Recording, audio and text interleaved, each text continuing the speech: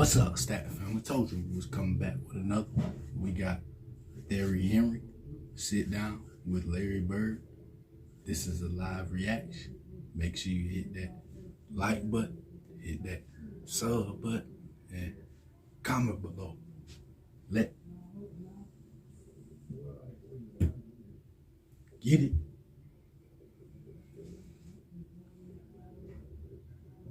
Y'all know it's live, legendary. Promise you. Y'all know that.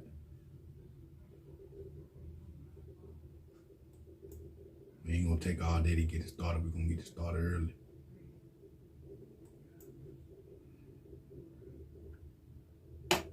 Hi guys, You won't believe who I'm about to meet. I'm really excited. We're about to meet the legend. I hope you're getting where I'm going with that.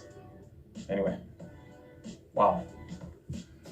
Hello, Thierry, pleased to meet you. Meet you. I think you're sitting right there and I'm sitting here. Wow. Thanks for accepting the talk. Yeah, it's an honor to be here. You know, it's my first time here. My wife's been here a few times, but it's very exciting and looking forward to the next few days. First time in London? Yes. Wow. Yeah, it's amazing, isn't it? Been all over the world multiple times, but never been through here. I mean, if you were still playing in the NBA, you would have had to travel a bit more, I guess. You Yes. traveled with the dream team, obviously, which Right. was amazing. How much did you enjoy that in Barcelona? I enjoyed it. You know, it was at the end of my career. I knew when I was done with the Olympics, I was retiring, and been around a good group of guys that play at a very high level for about 3 weeks. It was pretty interesting to get to know them a little bit better. I knew most of them, but when you're around someone for a period of time, you get to know them a little bit better. Had a lot of fun. I think we promoted the game the way we really set out to do. And if you look from '92 to now, you'll see that the league's full of international stars. You know, back then we had some coming in, but now a lot of them are of our stars of today. And we think we set that example for the world. You either get better or you get out, and they got better. So it was a lot of fun. No, you guys did, and you were talking about enjoying it. Because when I retired and I knew I was going, people didn't know, but I knew I couldn't do what I used to do before. And I knew that was going to be roughly maybe my last title that I won with Barcelona. I remember every single moment of that season because I knew that was going to be the end, and I'm sure that was the same when you were in Barcelona. You know, coming from a small town and going through college is something I never thought I'd be able to do, and playing in the NBA. Like I tell everyone that comes in this league, you better smell the roses while you can because it don't last very long. And I had some good mentors back then that told me, they said, enjoy it because time flies. Your career will be over before you know it. So as I went along in Boston, you know, I sort of watched and looked and enjoyed what I was doing. You know, getting paid to play a sport that you love is beyond belief. But just the understanding that, you know, I knew the time was going to end soon. But going through it, I tell you, I enjoyed it. I love to compete. I love to play the games. I really like to practice. I like to see how good I could take my skill level. And then once it's over, once it was over and I retired, I felt like a big weight was lifted off my shoulder. It's not that I felt I was carrying pressure. I think it was just in my mind to demand my body to do so much day after day and try to stay at that level that I want to stay at. So you're talking about Indiana. I just wanted to know how much impact that team that you saw playing in the ABA had on you in your career. It had some. You know, I watched them play, and if you get them on TV, you sort of, back then you couldn't get a million challenge, you just got a few, but I got to see them play in person a few times. I can remember in the 7th grade, our high school coach would take us down and watch them play the Kentucky Colonels, and you'll never dream that I'd be good enough to play as a professional, and we idolized all the guys, so it had an impact, there's no question. I mean, I grew up watching you and battling against the Lakers. Sometimes you won, sometimes you lost, but they were great battles, especially for us in Europe watching you guys play. But what I liked is the way you were competing, and you mentioned it before, you never gave up. the fact that you won MVP 3 times, and I actually didn't know that, but Executive of the Year, Coach of the Year, you did also well in that sector. I just wanted to know also the adjustment that you had to make in between being a player, Right. and then suddenly being a coach. Being a player is the ultimate. Like I always said, I still draw up plays for other guys have the ball in their hands. I had it in my hands at the crucial part of the game. It's a major adjustment. The one thing that I did was I had 2 very good assistants, veteran assistants around me, which helped me tremendously. And going in, knowing I was just going to do it for 3 years, I wanted to make an impact. And we had a very good basketball team. I was fortunate when I came in, we had some good older talent on our team, some veterans, and with a mixture of some young guys. And we had some success, all because we believed in one another. It was a lot of hard work. I promised my players I wouldn't put them through anything that I'd never been through. But we're going to do things the right way. We're going to do them every night, not just once in a while. I think they won 38 games a year before I came in, and I think we won 56 or 58 the first year and made the Eastern Conference Finals. But I believed in them. I wouldn't have took the job if I didn't think they could play better than what they did. It was a great experience for me, just being on the other side of it, and then moving into the front office has been something I never dreamed of, because I've been in this league for about 36 years now. And it's amazing that you can stay in one area your whole life. But like I tell people, this is all I know. And while I'm here, I'm going to have to make an impact, because the league changes every 10 years. New players come in, new styles. So you got to have an open mind to everything. The kids, we tell the young kids coming now, same things my parents told me when I was young, like, that music is no good. Yes. While you listen to that, then, as you get older, I'm sort of saying the same things to the players on my team. But it's been great. It's been an honor. There's not much more I can do other than win championships, and once we do that, I think that I'll make the full circle. And a personal one for me, how was it to play in the Garden? Because I only saw, footage sometimes in games, as you said, especially in Europe, games that we could see. Right. And whenever I see the footage of the games, how many times do you think that court and arena won a game for you? And I know you guys were on the court to win the game. Yeah. But when you have that help from Unbelievable. I mean, it's great. The problem with the Garden was, I always said it was one of the greatest places to be able to shoot the basketball, because the background, you could see the baskets real clear. Okay. They just sort of stuck out there. But it also helped the opposing team to shoot well out there.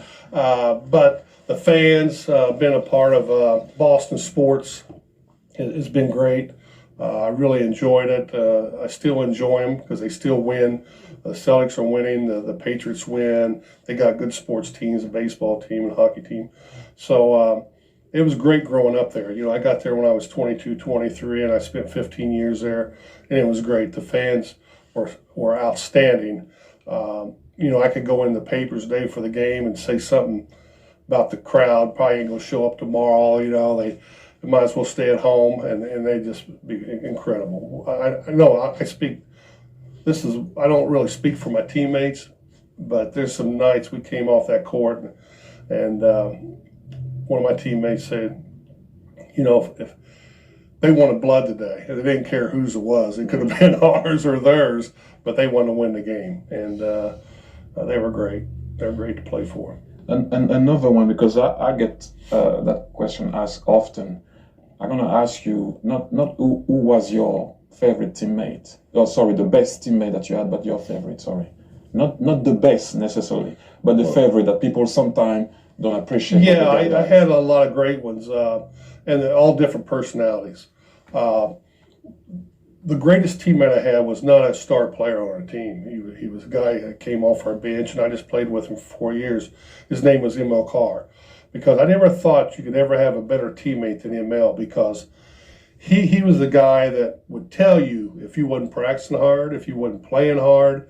I can remember in timeouts, somebody wouldn't be playing well, and he just tell the coach in front of everybody, say, look, coach, you're not getting the effort out of so-and-so. I would like to play. I will give you all the effort that I have. I mean, he's done that a million times. He did it in practice. So I don't think you can ever get a better teammate than that.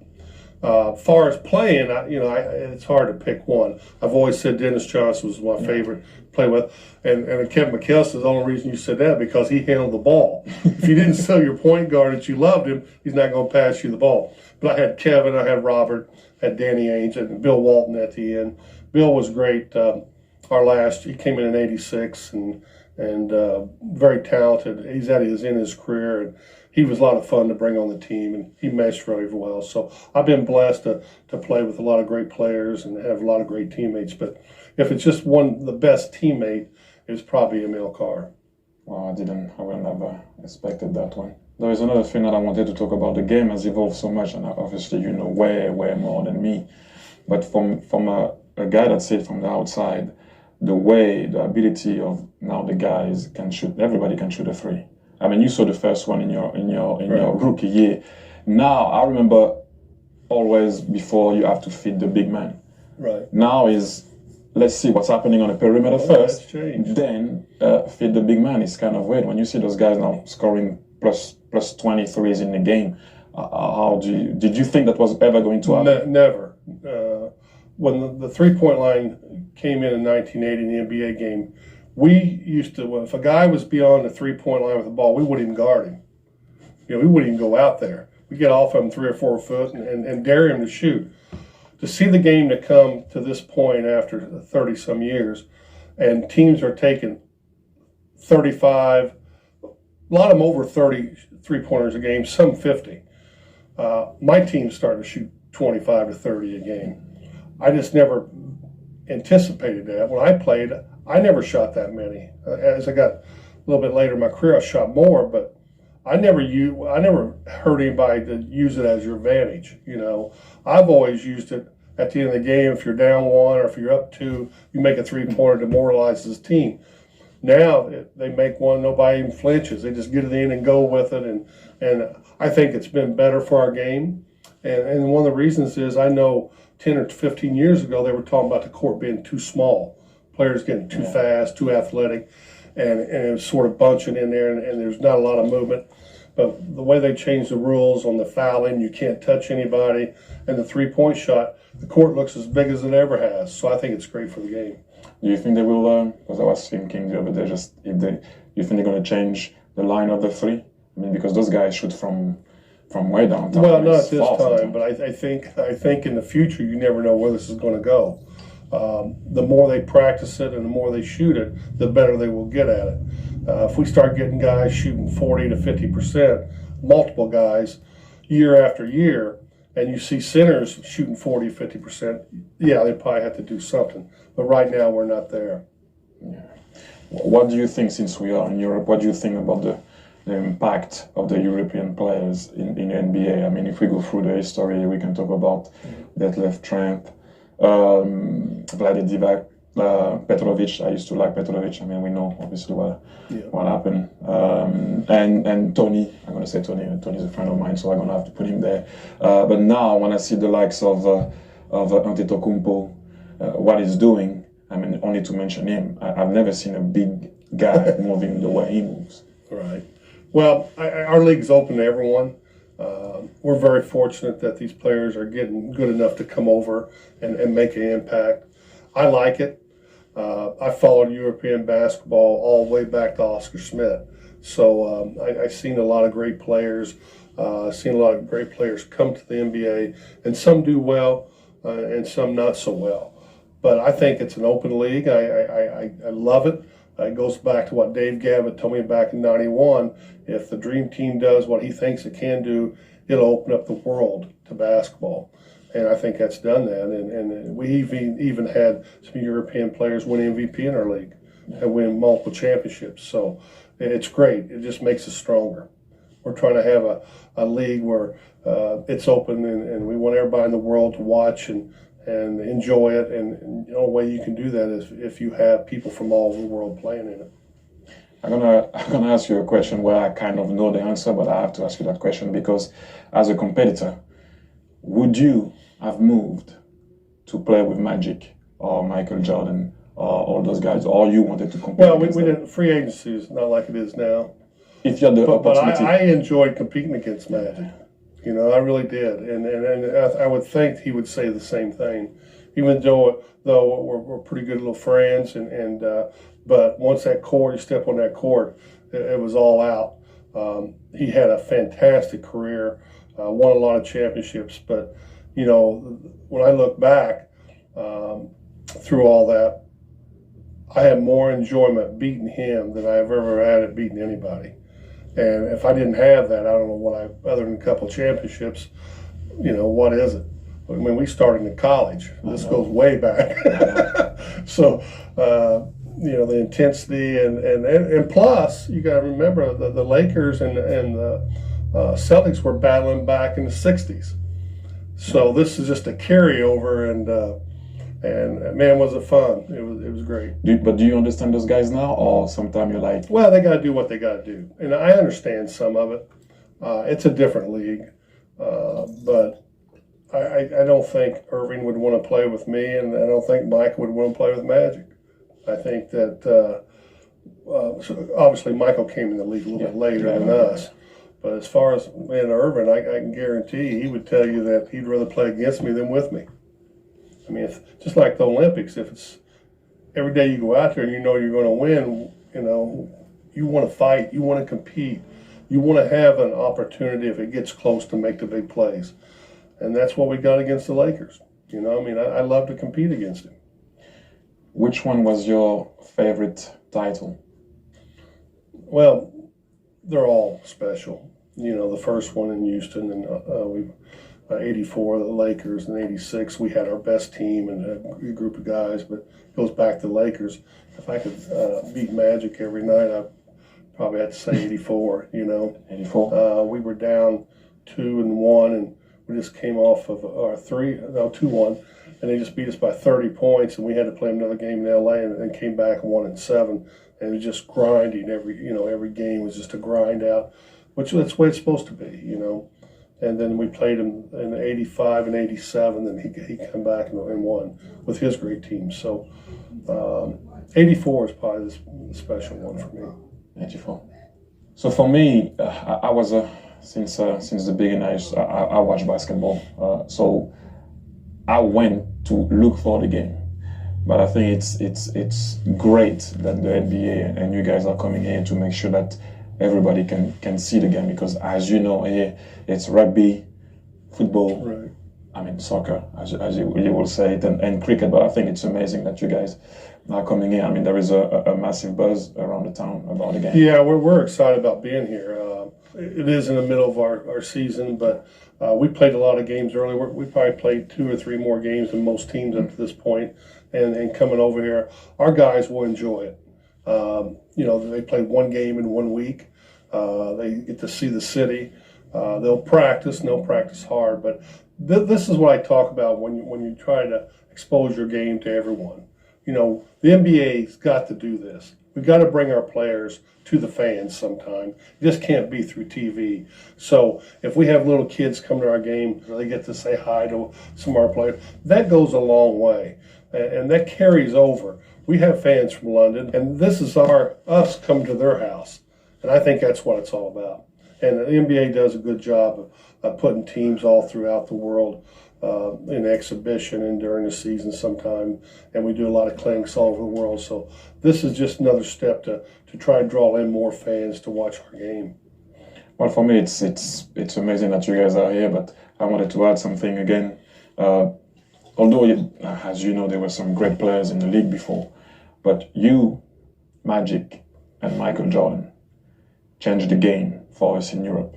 Really, I don't know if you're aware of that, but really, not because only of the Dream Team, Right. but when they started to show the games, and they were showing only the finals, and that was the time where you were battling against Magic and Michael Jordan, obviously being Michael Jordan. Yeah. But you three changed the mentality of people in Europe. So thank you for that. Yeah, thank you. Irvin and I came in the league in 1980, and the league wasn't really healthy and they had their problems. But I think by us playing team basketball and one being on the East Coast, one will be on the West Coast, we sort of helped grow the game with a lot of other great players also. Then when Michael came in and he took over really in 89, 90, whatever it was, he just grew the game. And you got to remember, it wasn't just Irvin and I. We had Carl Malone, John Stockton, we had Patrick Ewing, Chris Small. No. You know, you just go down the line, there's so many of them. But yeah, I would say that we sort of started all that. And it was always great, I think, for the league to have the Celtics and Lakers on Sunday afternoons. We would play at noon or 1 o'clock, then they follow us up. Then we so happened to play in the finals 3 different times in the 80s. And either his team was in the final game or I was in the finals. So I think it helped. But when Michael came in, he took another level. But there was a lot of us, and our game is growing. And we're doing pretty well, but we want to get it bigger. We would like to make it a lot bigger and get more fans involved and have these teams going around throughout the world and watch them play and see how we do things. I think it's great. Well, to be fair, having all the European in the league, and not only the European, South American, African, right. I think that a lot says a lot. Players are coming from everywhere. Yeah, it is. It is. To be fair, you want if you're a player, you want to go where the league is the best. So you have to go to the NBA. But it's you guys are open about it, so that's good. Sure, we we're open to anyone. If you're good enough, come and play for us. Thank you. Thanks a lot. Thank you. Thanks a lot. Thank you. A little bit higher on me, please, Larry. Wonderful. Not too high for you, though, Thierry. Thank you very much. Okay, here we go. Lovely smiles. Excellent.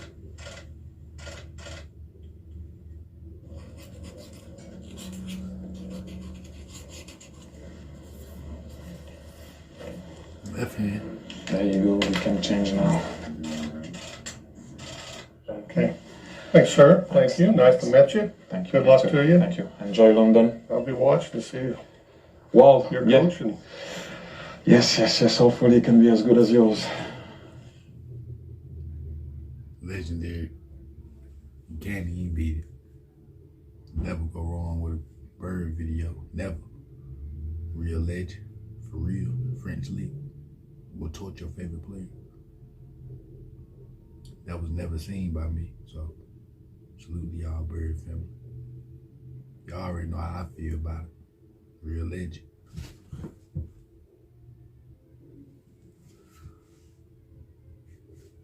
Thank y'all, Bird family, for watching the full video. We're going to be back with another video after this video. Make sure y'all stay prayed up. Y'all be safe. And y'all be good. You know?